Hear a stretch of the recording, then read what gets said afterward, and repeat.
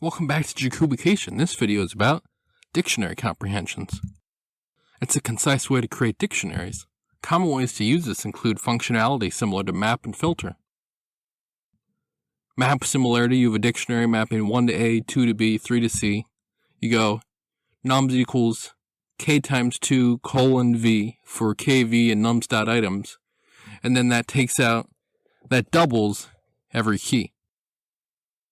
Syntax, modification of key colon modification of value for key value in dictvar.items, where you don't necessarily have to modify the key or the value, but you should ideally modify one. Filter similarity, map a dictionary mapping 1 to A, 2 to B, 3 to C.